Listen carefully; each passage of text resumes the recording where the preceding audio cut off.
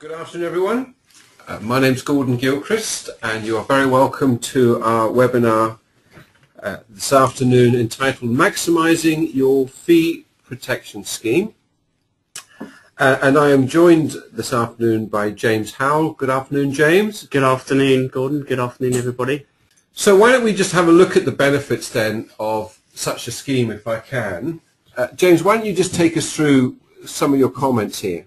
I mean, the first thing I would just say to everybody is now is a great time to look at really seriously upping the ante in terms of your marketing and fee protection. There's been a huge amount of media coverage with regards to the HMRC's approach to tax investigations over the next 12 months, and we certainly as a provider of our claims have gone up 80% in the last year, and I know other providers are quoting increases of 145%. So clearly the climate is changing at the moment.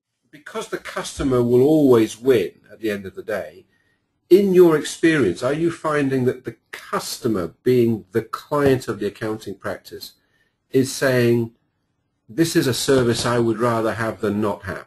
Very much so at the moment, yeah, very much so, and that's changed markedly over the last couple of years. It has, hasn't it? Yes. For whatever reason, not least the point you're raising about the revenue upping the ante themselves. Yes, yeah.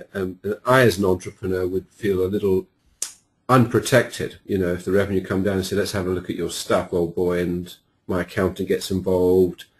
It would be nice for me to know that my accountancy fees are going to be covered. Yes. In dealing with it. I mean, this is slightly an aside, but I'd recommend as a firm that you mention on your website that you offer fee protection just in terms of new clients looking at you and things, because by not mentioning it, it could potentially put off new clients from joining you and stuff.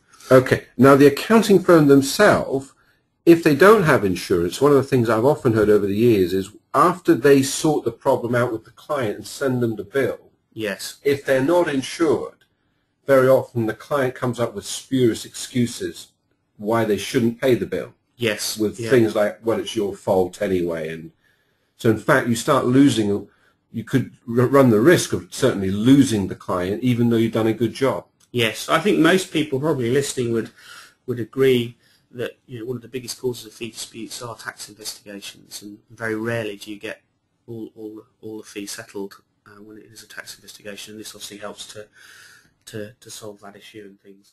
Okay, so if I'm now looking out there and thinking, well, I do actually quite think my customer wants fee protection as a service line, you've made the point there that I go out to the community of service providers, of which, of course, your good self is one, James, and you're making the point here that have they worked around the UK for a number of years? How long have they been there? Yes, I mean these are just a few. You know, if you've got fee protection in place at the moment, you know, I still think it's important you do the beauty parade every couple of years and make sure what you've got in place is the best, because it is an evolving and changing product.